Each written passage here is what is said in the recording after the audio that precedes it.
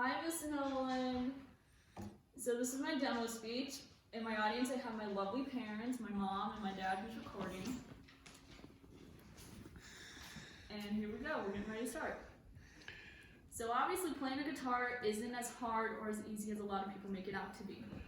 However, it does take a lot of time to practice it and to hone your skills. Especially if you're learning how to play a chord. Playing a chord can be painful and irritating and frustrating, so a lot of people get discouraged to play guitar. But today I'm going to be teaching you how to play guitar and give a few helpful tips by giving a live demonstration. And with that, I hope everyone relaxes, and here we go. So first up, a guitar is mainly made up of three parts: the body, the neck, and strings. There's a bunch of other components, but I'm only going to be focusing on those three I listed. So the body is the largest part of the guitar. It's made up of a soundboard that vibrates and produces sound waves that amplifies it and projects it out to the audience. Next is neck. The neck of a guitar is the part that you grip with your left hand or right, depending on how you play. And it's also where you press down your fingers to play on the strings to form chords. And speaking of the strings, each of the strings is numbered. So the highest one, the lowest sounding string, is numbered 6. This plays an E chord, or E note. Next is the 5th string, which plays an A.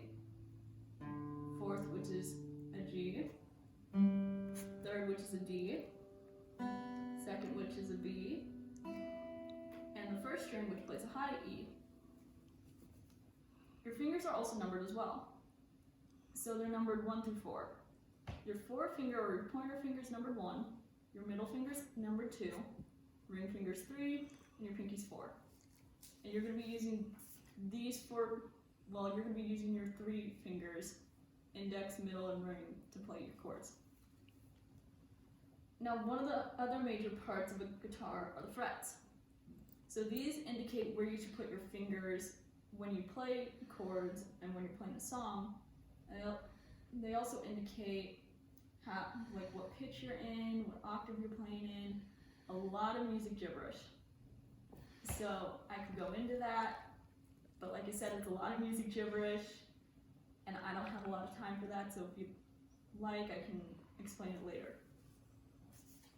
But the last major important thing, most important to a guitar, is a pick. Picks are used so that way when you're playing a guitar, the sound's amplified and the audience can hear you better. So if I'm playing without a pick, for example,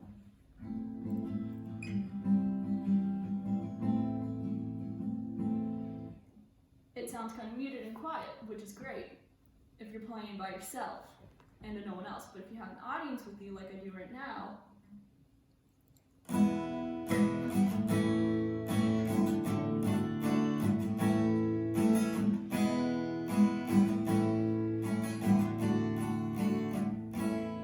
the sound's louder, it's easier to hear. So when you're holding a pick, you want to hold it in between your thumb and your index finger. It's the best way to hold it, pick. It's the easiest way to do it. And when you hold it along with your wrist, you want to keep everything kind of loose. Because if you lock up your arm or your wrist or anything, you strain your body, and that's not what you want to do when you're playing guitar.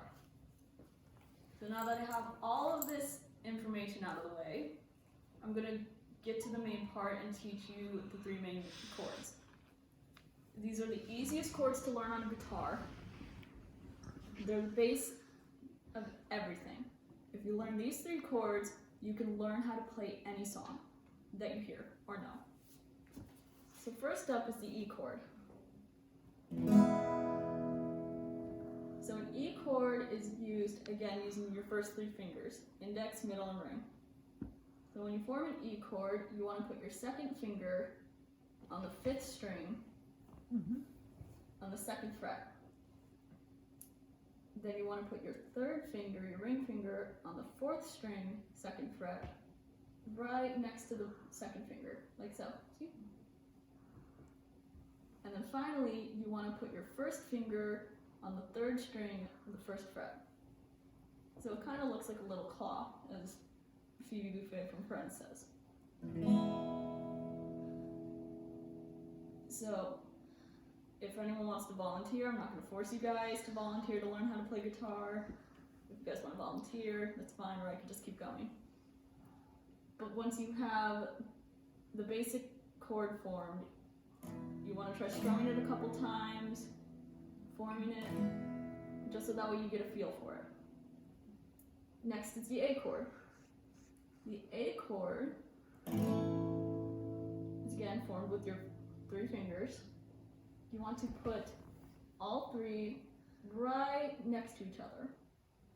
So your first finger goes on the 3rd string of the 2nd fret. Your second finger goes right here on the 3rd string. Whoop. First finger on the 4th string, second on the 3rd, and your 3rd finger on the 2nd string. So they're all right next to each other. And again, try playing it a couple times, strumming, and get a feel for it. The final chord, which is the most difficult chord, is D. So to play a D chord, you want to put your second finger on the 1st string of the 2nd fret. And from here, this is where things get a little tricky. You want to put your first finger on the 3rd string of the 2nd fret, and your 3rd finger goes on the 2nd string of the 3rd fret. And again, try strumming it a couple times, forming the chords, and try simultaneously switching between all 3. So that way you get a feel for it, and you can work on your muscle memory and strengthen your fingers, as well as work on your calluses, because calluses is very important to a guitar player. But now that you have all 3 chords learned, the last thing you should be able to do is play a song. The song's about 1 minute long. It's the easiest song in the world, and it uses these 3 chords. And you want to go like this. E first, and then A, D, and then back to A. So it should sound like this.